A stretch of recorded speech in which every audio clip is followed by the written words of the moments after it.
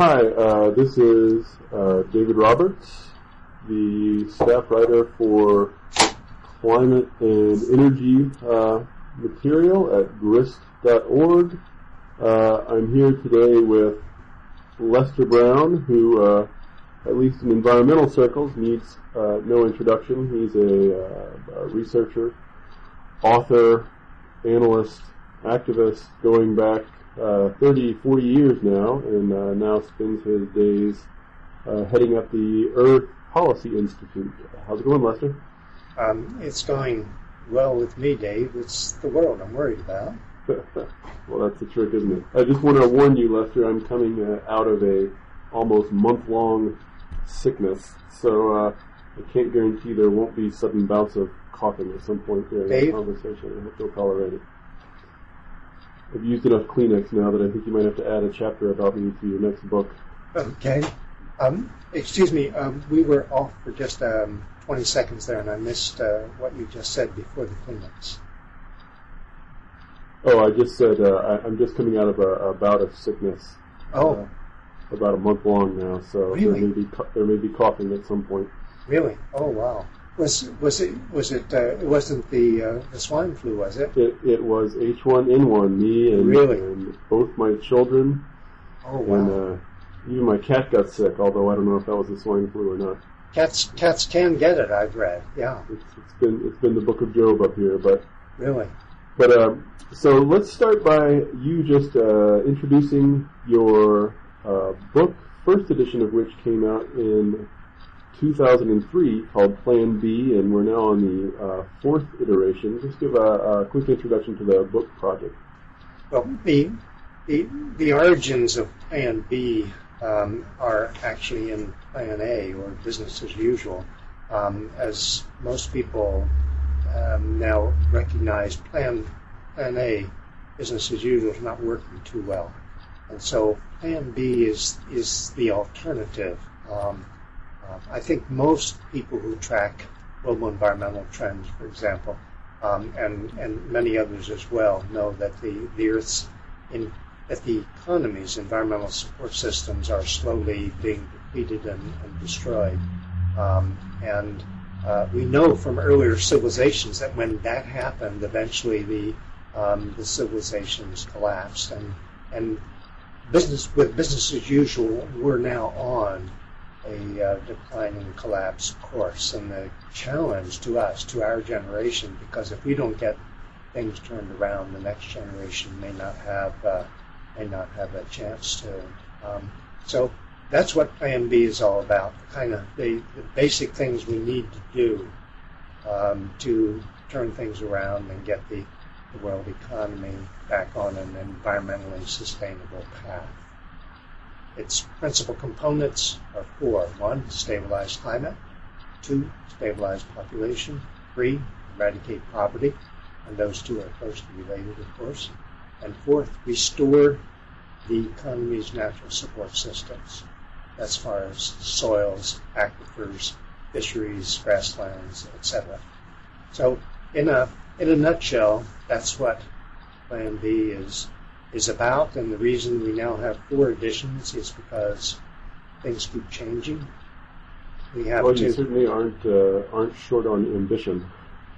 We've actually talked before. I interviewed you when 2.0 came out way back in 2006, and just for kicks, actually, before we talked, I went back and browsed some of the headlines around then.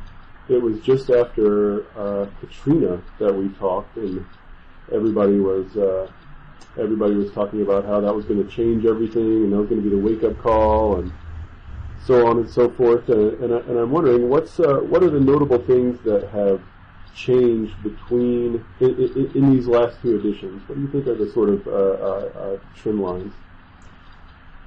Well, one of the things that is much more clear cut now, I think, is ice melting and the shrinkage of the Arctic sea ice, the prospect that we're not too far away, maybe a decade or so, from the time when there may not be any sea ice in the Arctic Sea in the summertime at all.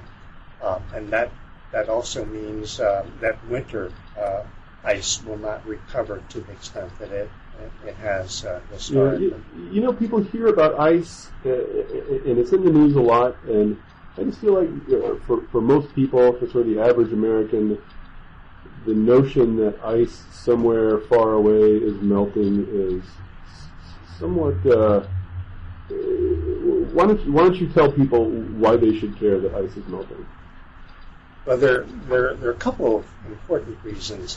One is that the ice sheets that are melting, Greenland, and the West Antarctic ice sheet, which is the western part of the huge ice sheet that covers the continent of Antarctica. These are both melting now, and melting at an accelerating rate. If the Greenland ice sheet were to melt entirely, and that would probably take at least a couple of centuries, but if it were to melt entirely, sea level would rise 23 feet. Now, even a 3-foot rise in sea level would create all sorts of problems in the world. One of the more interesting ones and concerning ones, aside from the displacement of a lot of people, is its effect on the rice harvest of Asia. The World Bank has published a map of Bangladesh with a 1-meter rise in sea level. It would inundate half of the rice land in Bangladesh. This is a country of 160 million people. It would inundate much of the Mekong Delta, which produces half the rice in Vietnam, which is the world's number 2 rice exporter. And there are another 18 or 20 rice-growing river deltas in Asia that whose production would be affected by, in varying degrees, by a 3-foot rise in sea level. So what kind of timeline could we put on that, though? When could we expect 3 feet? During the last century, sea level rose 6 inches or so. This century, the latest projections now show that it could rise by up to 6 feet during this century. So that's a very substantial increase. So when we get half of that, we'd probably be somewhere past the mid-century based on current thinking and projections. The difficulty is that these projections keep accelerating, and everything is happening faster than we expect. But the irony of this, Dave, is that we have melting ice in the North Atlantic affecting the rice harvest in Asia, and therefore the world price of rice. So these are the kinds of links that exist in the world today between the environment, the economy, and indeed political stability itself. I wanted to ask about that because, as you may know, a couple of recent polls have shown that global warming has dipped a little back down in terms of the number of people who believe that there's strong evidence that it's human caused, the number of people who list it as a priority. And everybody has their pet explanation for that. Obviously, it has somewhat to do with these pressing economic problems that people are facing. But on the one hand, you're describing this sort of multivarious collapse of world biophysical systems that's so big and so comprehensive that it sounds like a disaster movie when you read about it. But on the other hand, for most people, especially probably for the primary audience for your book, which is sort of educated middle-class Americans, most of those people, economic times are bad, but by and large, they're living the normal lives that they're accustomed to. So how do you bridge that gap where these sort of facts and statistics from faraway places, which are so bad and sound so almost unreally bad, can connect to this sort of bubble of American middle class life? How do you penetrate that and get people to feel some real visceral sense of what's happening? It's difficult. You mentioned at the beginning Katrina, and I think Katrina escalated somewhat concern about climate change in this country because we saw, up close and firsthand what it could translate into. But Katrina's several years ago now, and that's beginning to fade a bit.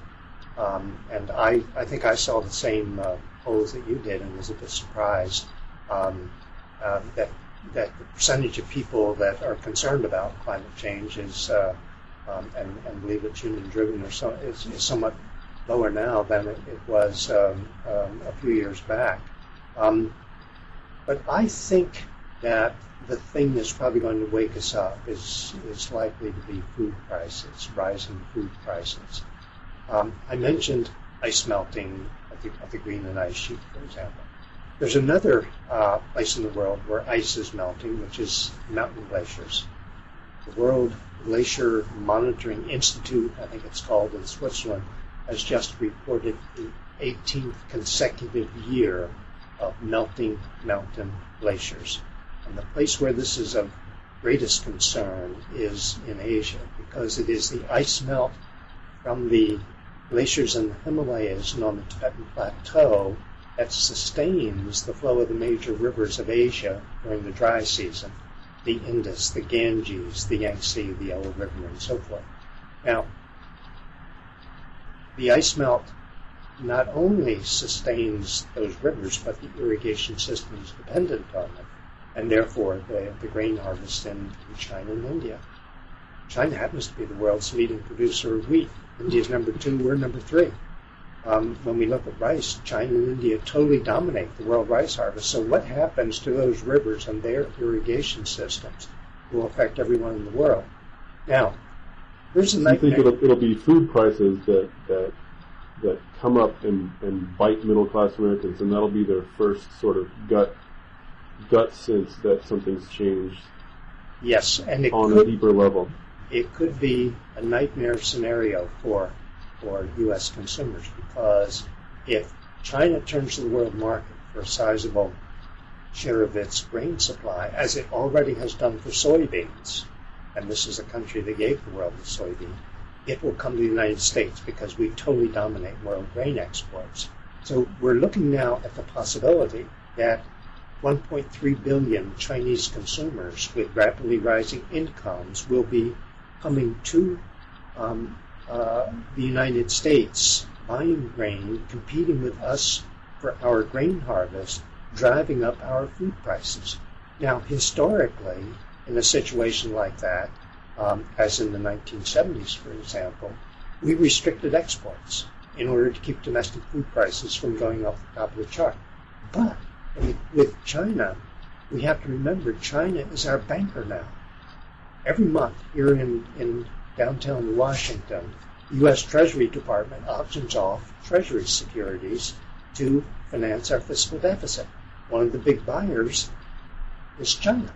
They now hold $700 billion worth of U.S. Treasury paper, if you will.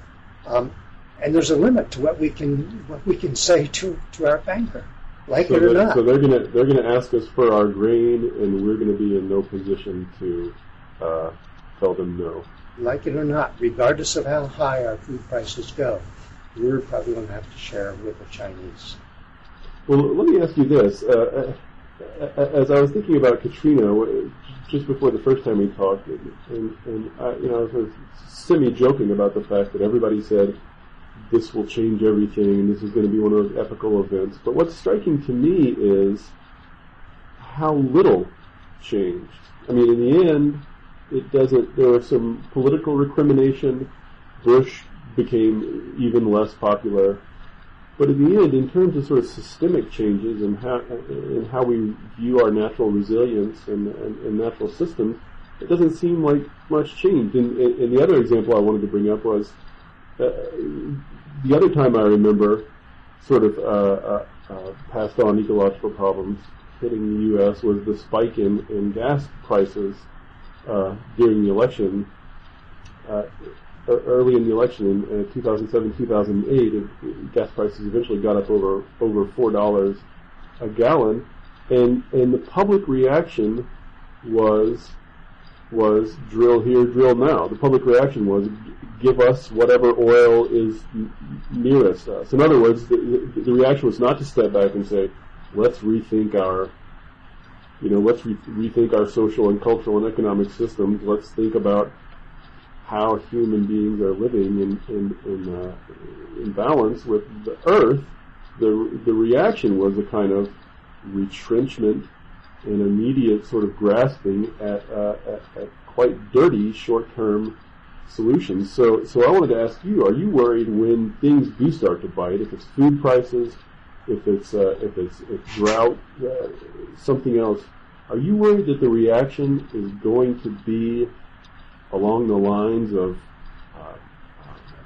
paranoia and violence and retrenchment and sort of regressive thinking, as opposed to sort of a move to the systemic kind of solutions you're talking about? That's one of the key questions. Challenges can bring extraordinary responses sometimes. They also can bring breakdowns, and which way things will go is hard to say. We know in 1941, for example, the United States, most Americans, probably 95%, were resisting the idea that the U.S. should get involved in World War II. And then came the Japanese surprise attack on Pearl Harbor, where they sunk a good part of our Pacific Fleet in Pearl Harbor, Hawaii. A lot of the ships were at anchor there. And that brought an extraordinary mobilization and response, a very strong political response with President Roosevelt, and the country pulled together and mobilized. Roosevelt, in his State of the Union address on January 6, 2000,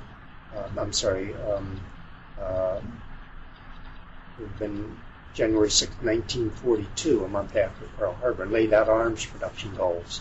He said, we want to produce 45,000 tanks, 60,000 planes, thousands of ships, and 20,000 anti-aircraft and artillery guns. And people were sort of blown away by these numbers. They were very skeptical. They didn't think that this was possible, because we were still, at that point, a depression mode economy. But the country came together, and we exceeded every one of those arms production goals.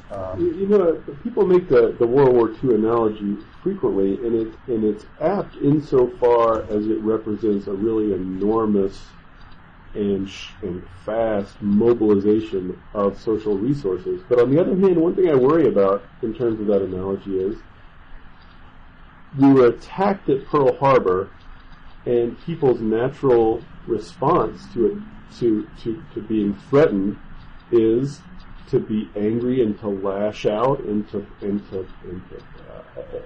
towards violence and nationalism. And in that case, that was the appropriate response, right? Because it was a military attack, and the military response was the appropriate response. But in this case, when you're talking about this sort of multi-threaded ecological collapse, the response is going to need to be spending less on the military and more on helping people and more on aid and more on peace and economic equality and all these things that sort of call on the higher centers of our brain, sort of, the frontal cortex, the kind that's not those parts of the brain that aren't invoked by threat and violence.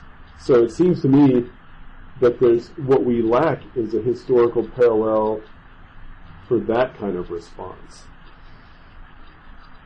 If you follow me. Yes. Now,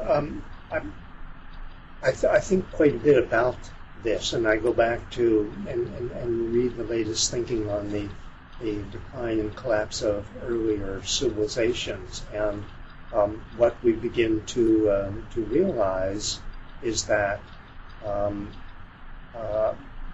when early civilizations were challenged, some of them responded positively and still exist today. Others did not. Things began to break down under stress.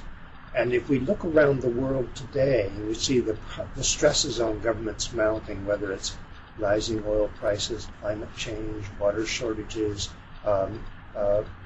rising food prices, and you can go down the list. And what's happening under these stresses is that the weaker governments are beginning to break down. The Somalias, the Democratic Republic of Congo, Afghanistan, Haiti, and when you think about it, and you sort of step back and look at the world sort of abstractly, you would expect in the early stages of a failing global civilization, you would expect the weaker pieces to begin to break down, and then progressively, as stresses keep building, if they do, then ever stronger governments would begin to break down to finally the whole system begins to unravel. We know that with most earlier civilizations whose decline and collapse we've tried to analyze, that more often than not, food was the weak link in those civilizations. And I have long rejected the idea that would be the case for us.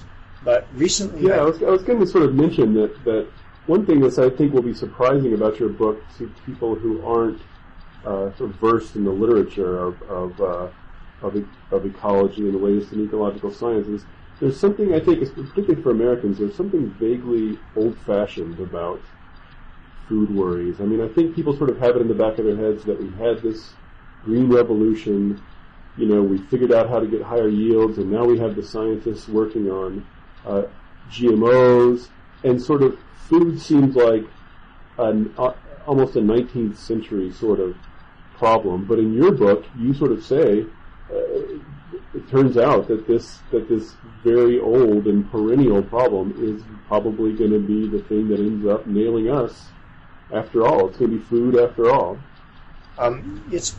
It's beginning to look that way to me. One of the indicators that we should be tracking more carefully than we are, or more of us paying attention to than we are, is the number of hungry people in the world. From the Green Revolution period in the late 60s, early 70s onward, the number of hungry people in the world declined until by the late 90s, it was down to something like 825 million. That's still a lot of people, but it was declining. And then it began to turn up. And by last year, it was 925 million, and this year it has gone over 1 billion. And it looks to me, if we stay with business as usual, that number is going to keep climbing. And what that suggests is that more and more hungry people will lead to spreading political instability. I mean, one of the characteristics of failing states is that their agriculture has pretty much unraveled, whether it's Somalia or Haiti or what have you. Right. Turning to a slightly different topic, I don't know if you have been, I guess it sort of fits with our previous topic insofar as it's kind of one flavor of response to these large global problems. But I don't know if you've been following lately, there's a new book out called SuperFreakonomics, and the authors take up this notion that the way to solve climate change is with these sort of direct engineering, geoengineering solutions. So you, for instance,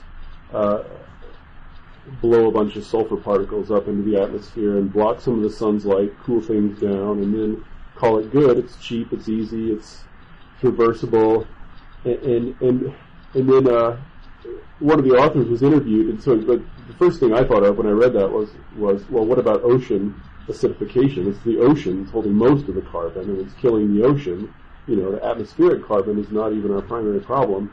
And somebody asked him, one of the authors, about that in an interview, and he said, "Oh, well, the ocean is getting acidic. We'll just dump a base in it, sort of base." And it's this flavor of kind of rationalistic. I think of it as sort of very enlightenment thinking. Sort of, here's the shape of the problem. Man will overcome. Put men scientists on it, and they'll just go bash the problem with some, sort of one-to-one solution. And it's a very, very, very seductive way of thinking. These guys, the SuperFreakonomics authors have gotten huge attention for it, and particularly people I think who aren't immersed in this area, they hear that, we could just spew particles in the atmosphere and call it good, and then we wouldn't have to go through this drudgerous process of trying to get all the world's countries to come together and sign a treaty, and everybody has to turn off their lights, and it's just this one thing after another. If there's an easy way to do it, why not do it that way? So what's your take on this sort of engineering mindset that wants to tackle problems in this kind of way?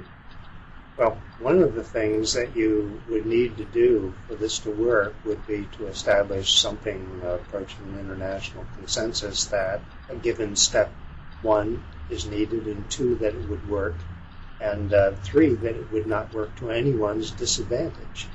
And when you begin thinking of that, you could say, well, some country could just go ahead and do it on their own, or some small group of countries. The problem with that is that it sets the stage for conflict among countries in terms of working together to solve problems, and what might be to one country's advantage could turn out to be to another country's disadvantage. And you just mentioned, we try to reduce the influx of sunlight by putting all these particles in the upper atmosphere, but how does that affect the acidification of the oceans? Because that sulfur eventually comes down, and sulfur is usually in water has an acidic effect. So that's one of the things we have to think about, is how we would do that. And my own sense is that while this may be an appealing sort of idea, that in reality it probably wouldn't work, because we don't have enough knowledge of how the Earth's ecosystem performs to take these major steps. We know that even minor steps we've taken in the past, some of them accidental, have led to enormously disruptive effects. So I'm not a supporter of the idea that we can engineer technological fixes in a way that will work for the world. Yeah, what I always want to ask is, okay, you have atmospheric CO2, so you build the carbon-eating trees or spew the sulfur particles in the atmosphere. Then you have the ocean. Okay, well, you dump a base in the ocean, fix that. Then you have the nitrogen cycle. Oh, so you make some robot that makes nitrogen, and then you have biodiversity, and then you sort of, you create a DNA bank and capture, you know what I mean? Like, so you go from this one problem to the next with these engineering solutions, and I guess you sort of, depending on your proclivities, you either view that as, this is man overcoming and man defeating challenges with his science, or you could view it as man desperately delaying the sort of more systematic and holistic reassessment of humanity's place on a finite Earth. And I worry that we've become so used to being able to tweak our way out of problems that it's the former line of thinking. I think one of the things that this approach assumes is that we know enough about how the Earth's ecosystem functions that we can intervene here and there to achieve specific goals without changing it in other ways. And I think that is, as your examples were just demonstrating, a naive view, if not a dangerous one, to say the least. Another topic. If you have been following at all the recent political development of the latest attempt by the U.S. Congress to address the our climate and energy challenges. One thing that you'll note if you watch the hearings in Congress and read op-ed pages and hear pundits talk is there's a real, particularly in the middle of the country and in the South, off the coasts, away from the sort of hardcore progressives, there's a real sense that what's our only options, our only low-carbon options are nuclear power and so-called clean coal with the CO2 emissions sequestered away underground. The bulk of attention outside the coasts, I would say, is on nukes and CCS, and yet in your book, in the part on power generation and in the book overall, there's almost nothing said about either one of those, and I wonder if you have considered them and you're against them. You just think they're suboptimal. You think they're ultimately not going to play out. What's your take on those two big controversies? Well, the reason they get limited space in Plan B 4.0 is because I think they have a limited potential to say the least. One of the things I do, Dave, when I'm looking at an issue to see if it is feasible or not, one of the first things I do is look to see what Wall Street is doing.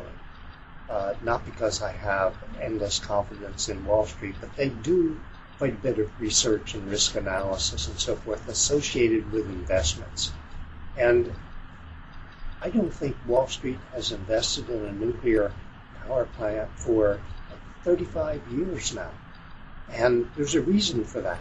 And it's not because of all those environmentalists out there.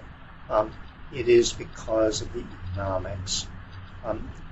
If we insist on full cost accounting when looking at an energy potential energy source, then any utility that wants to build a nuclear power plant, one has to set aside money so that when it's worn out, they can afford to decommission it. And what we've learned thus far with our limited experience is it may cost as much or more to decommission a worn-out nuclear power plant with all the tons and tons of thousands of tons of radioactive material than it did to build it in the first place. The second thing is the insurance company would need to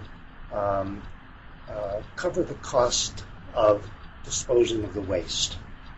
And thirdly, they would have to find an insurance company that would be willing to insure the reactor against an accident. And if you include all those costs, nuclear power simply doesn't get out of the starting blocks. It just doesn't have a chance. And this is mirrored in the world energy sector today, in the fact that nuclear power generation has actually declined slightly worldwide for the last 4 years. But it's getting ready for a rapid decline because there are a lot of aging reactors in the world that were built back in the 60s and 70s. They're going to have to be closed down before long. And very few new plants under construction to take their place. So I think nuclear is pretty much history now. I mean, if you look at it globally last year, nuclear power generation declined while wind power generation was jumping by about a part of 30% or so. And that's how about clean coal? That's the great darling of the American political establishment. Yep, and as long as it's being held out there.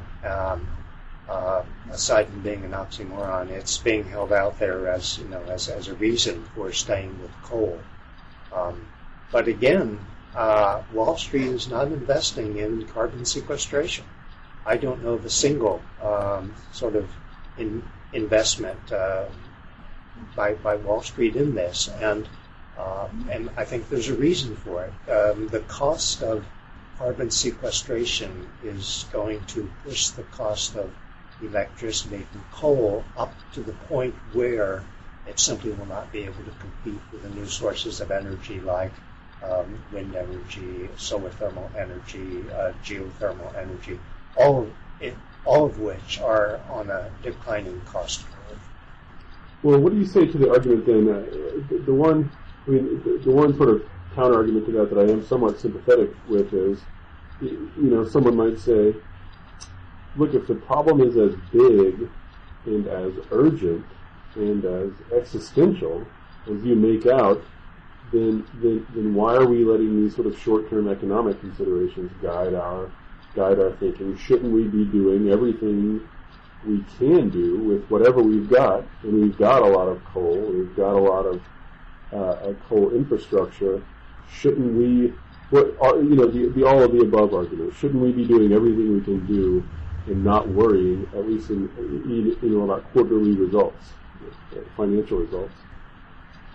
The problem is we only have a limited amount of capital to work with. It's not an infinite supply of capital, so we have to get the best return we can on the capital, and that's not just short term. It's not just the next quarter, but in the years and decades ahead. And what's becoming very clear now is that wind energy, for example, is becoming quite competitive with coal, and would be totally competitive if we had full cost pricing. That is, if the price of coal included the cost of climate disruption associated with burning the coal, then coal is finished. And that's what we need to be doing, getting the market to tell the truth. The market tells the truth. There won't be any more coal-fired power plants built in this country. I don't know if you saw the report that came out last week, but the National Resource Council issued a report trying to quantify some of these externalities, these hidden costs of fossil fuels, and they pegged coal's hidden costs at $62 billion a year in the U.S., and that was without incorporating climate change costs and without incorporating, for instance, mercury pollution of water, and without incorporating taxpayer subsidies or environmental remediation. That was just focused almost exclusively on the public health impacts of coal burning, smog, and asthma and respiratory illnesses and stuff like that. And $62 billion a year is more than is spent on coal in a year. It's actually larger than the entire market price of coal in the U.S., and that's again a fraction of the total cost. So as you say, these costs are, everybody sort of talks about externalities and accepts that they exist, but still kind of treats them as abstract, as not real costs. But that's money, right? I mean, those are real people getting sick. They're not going to work. It's real lost economic productivity. It is. Yeah. I mean, what that study was showing is that even not counting the cost of climate change, if you include all the costs of burning a ton of coal, that the cost is roughly double the current market price of coal for coal-generated electricity, for example. My sense is that even a lot of utilities are now beginning to give up on coal. I mean, we know that in this country, this year, coal consumption is going to drop by about 10%, and this is based on the real data for the first 9 months of this year, and then DOE estimates, Department of Energy estimates for the last 3 months. Coal use is going to go down about 10%. It went down last year by 1%, so it's a total of 11%. And one of the reasons for this is a lot of utilities are turning to, one, cheaper natural gas, but also wind farms are coming on. I think we added 102 wind farms last year to our generating capacity. So wind is beginning to back out coal. Wind has the advantage of being clean. There are no cost of treating respiratory illnesses associated with it, and it has no measurable effect on climate, for example. So, well, let me ask you about one thing, though, because this is an argument that comes up a lot recently. Senator Lamar Alexander of Tennessee is a big opponent of this argument in Congress. A report came out recently called Energy Sprawl, which tried to quantify the land use requirements of various generation technologies, various energy technologies, Mm-hmm. and sort of the top line. Well, for one thing, biofuels obviously looked very bad when the land use considerations were taken into account, but also wind and solar required far more land, at least the way it was measured in that study, than nuclear power, for instance. So do you worry at all about the land use critique of renewables? Not quite as much as Senator Alexander does. He worries a lot about it. The couple things to keep in mind. One, the areas where there's a lot of solar energy, whether it's really intense, is in the desert, and there are not many alternative uses of desert. Just to give a quick example, that the Algerians, who are now starting to build solar thermal power plants to produce electricity for export to Europe via cable under the Mediterranean, have pointed out that in their desert, they have enough harnessable solar energy to power the world economy, not their economy, not Europe's economy, the world economy. Now, that to many people sounds like a mathematical error, but this same point appears in the energy literature when it's noted that the sunlight striking the Earth in 1 hour is enough to power the world economy for 1 year. So we have an abundance of sunlight, and much of it is in the Southwest, our strongest solar sources. But a lot of that area is in desert, so that's not a constraint there. With wind, and the thing about solar cells is a lot of them will go on rooftops.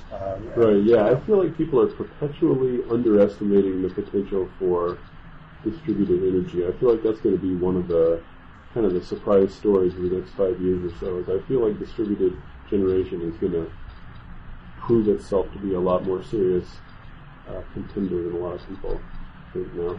I quite agree. And the interesting thing about wind is that, well, the area covered by a wind farm, maybe many square miles or even tens of square miles, the actual turbines occupy less than 1% of the area covered by a wind farm.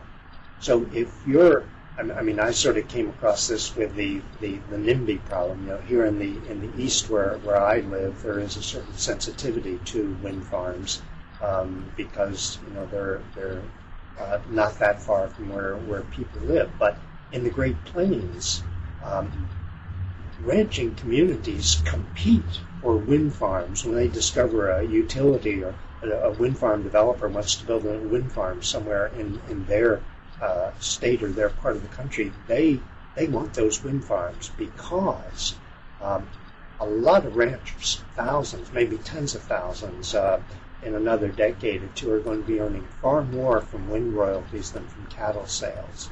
And the idea that you can double crop, that is, 99% of the land is still available for grazing, and you can continue to raise cattle and sell them, and also sell electricity. When I look at this in a corn belt context, for example, in northern Iowa, if you have an acre of land, you can plant it in corn and produce, if prices are good and you have a really good yield, maybe $800 a year. Okay? If you put a wind turbine on that 1 acre of land, it will produce $300,000 worth of electricity a year. So wow.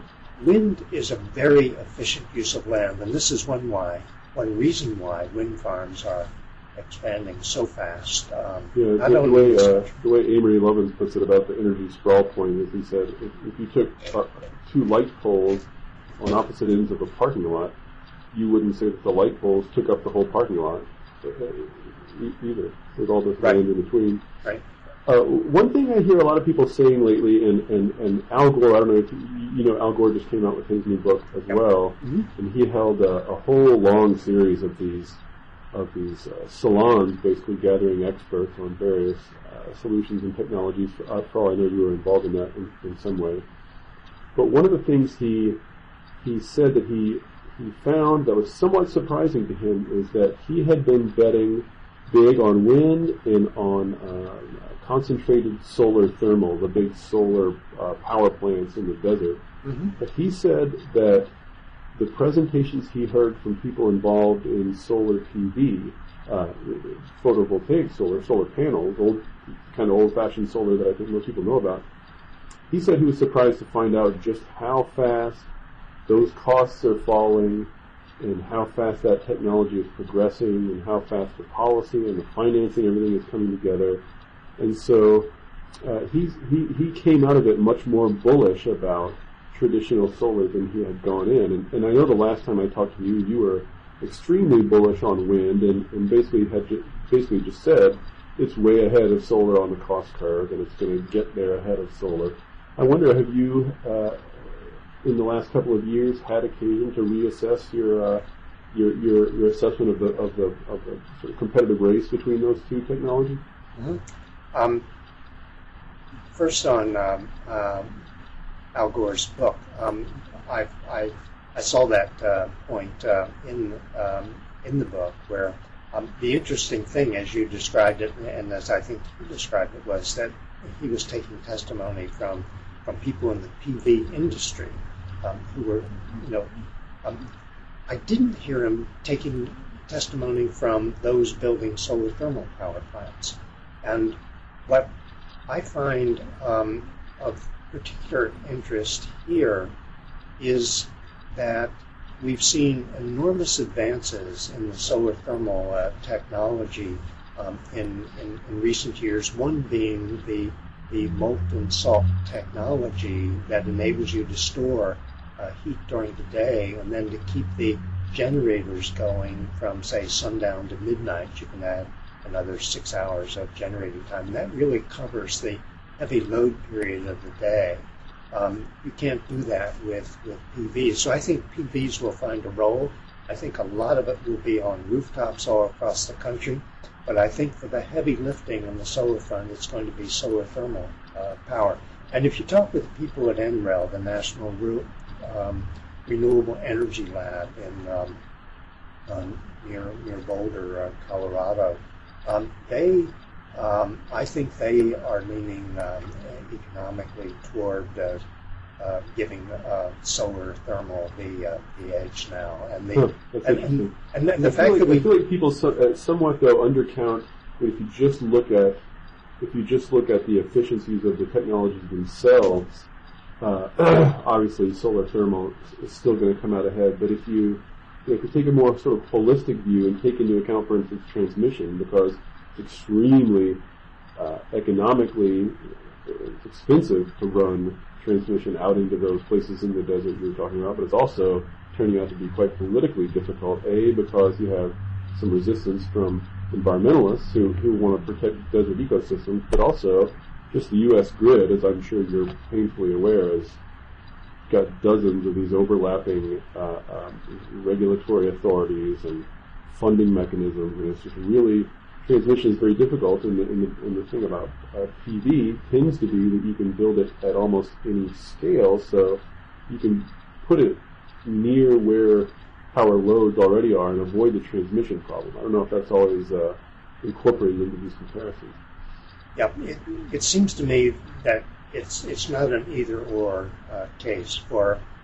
Solar thermal does not work on rooftops because it's a larger scale technology. PVs do, and so I think in terms of rooftops, not just residential rooftops, schools and shopping centers and factories and so forth. Sure. Increasingly, that space will be seen as an asset because it can collect and collect solar energy and convert it into electricity for use in the building itself, and that's becoming more and more attractive. And I agree with you that in the next 5 years, I think we're going to see an extraordinary growth in the distributed energy, if you want to use that term. And I think this bodes well for the future of the industry. But if we're looking at large-scale production of energy to supply Los Angeles or Phoenix or larger cities throughout the Southwest and the South generally, I think solar thermal is going to be doing the heavy lifting, and we now have some 15 large-scale solar thermal power plants under development in the U.S. Southwest, and that's something that's developed entirely in the last couple of years. Right. Well, obviously, if we had a sane energy policy, we wouldn't be having these sort of arguments about this or that technology, as though technology required partisans and argument as opposed to just demonstration. But a sane energy policy, as you lay out in your book, you put most emphasis on two things. One is what the so-called tax shift, which is an oldie but a goodie in the environmental world, which is just taxing carbon and reducing taxes on things that we'd rather have more of, like labor, for instance, or income. One is shifting taxes, and the other is shifting subsidies. There's another sort of underappreciated aspect of this debate is just how much money we dump on fossil fuels. So we could shift those subsidies over from fossil fuels to renewables. Those are your two big planks. Now I wonder, backing out of what would be ideal, way back to what's actually happening in the U.S. Congress, which is sort of compromised, highly compromised cap and trade system with various and sundry bells and whistles attached to it. I wonder what's your take on the current U.S. political efforts to address this problem. Do you just dismiss them as completely woefully irrelevant and pointless, or are you a supporter of the bill that's limping its way through Congress, or what's your take on the political reality right now? There are two things to look at. One is what's happening in Congress, and that's not very encouraging at this point. I think if I had to choose between the current legislation as it more or less exists on the Hill, that includes both the Senate and the House, I don't think, if I were a member of Congress, I would vote for it. You think no bill would be preferable to what's on the bill? Excuse me. You think passing no bill at all would be preferable to what's available now? Well, the thing to keep in mind is that I just got back from the speaking tour, on the verge of losing my voice. A lot of coughing.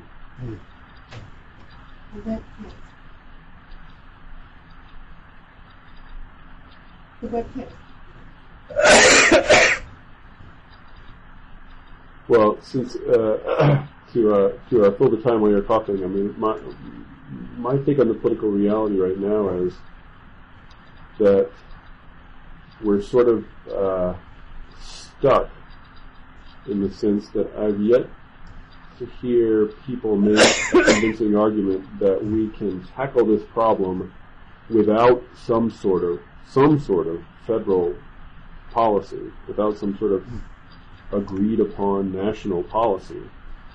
So that's on the one hand. On the other hand, the way national policy happens is it goes through the U.S. Senate, and the U.S. Senate is a deeply dysfunctional legislative body. It overrepresents low population in rural states. It's got the filibuster has become so common that there's a de facto supermajority requirement for any legislation now. So the structure of the Senate is such that even if you get a historic sweeping victory like Democrats did in 2008, even if you get this sort of incredibly rare generational size of majority that you have now in the U.S. Senate, there's 60 Democratic votes, you still, the best you can do is this horrifically compromised, sort of coal and nuke friendly, weak target having, et cetera, legislation that's going through now, and I really don't know what the solution to that is. I don't know how you, A, either give up on a federal program, or B, get something better than we're getting out of the U.S. Senate. So I really don't know what the solution to that is. Let me see if I can talk again. One of the encouraging things right now is that we have a number of measures in the pipeline to reduce carbon emissions that I think we've sort of forgotten about. One is in February, President Obama announced the new automobile fuel economy standards that will increase gasoline mileage for cars by, I think, 42%, new cars 42% by 2016, for light trucks 25% by 2016. Those are very substantial gains, and in a fairly short time horizon as these things go.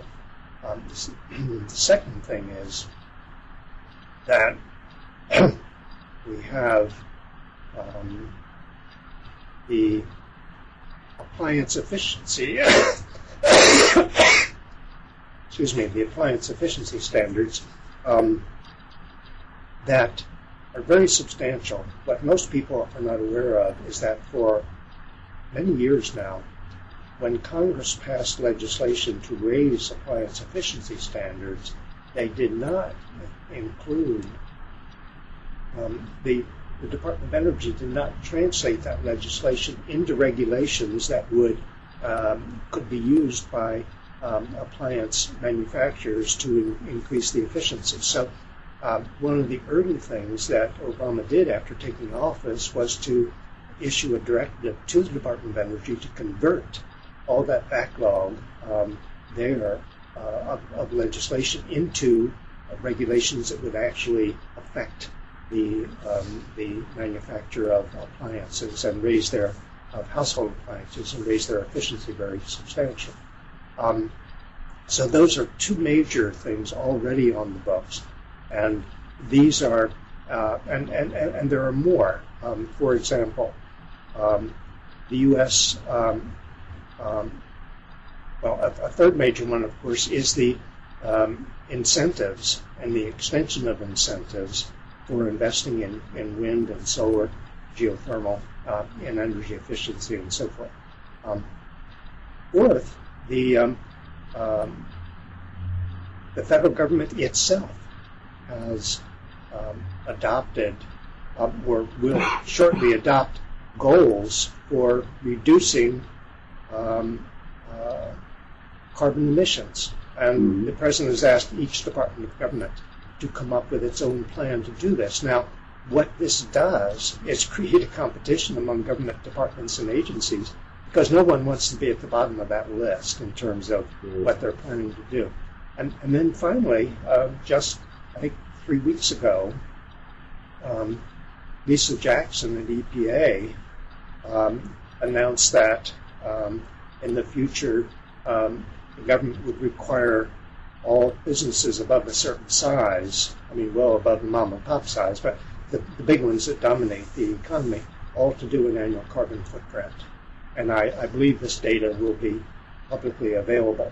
So that's also going to create a situation where companies are going to be scrambling to figure out ways of reducing their carbon emissions. So this is, when you look at these things all together, it's going to have a very substantial impact on reducing or a major contribution to reducing carbon emissions. So yeah, I mean, I guess that's what it comes down to, is whether that which can be done outside the U.S. Senate can compensate for what little can be done through it. Right. That'll be the measure of our progress, I guess. Well, I think our time is mostly up. I appreciate you taking the time, and it's a fantastic book. I really recommend it to anyone who's looking for a comprehensive take on both the challenges ahead of us and an incredibly can-do, optimistic take on what can be done to get around them. Well, so, let me thank you, Dave, for a very informed discussion on your part on these issues, and the The book is available online at earthpolicy.org, can be read or downloaded free of charge. All right, great. Thanks a lot, Lester. Thank you, Dave. Bye now. Take care.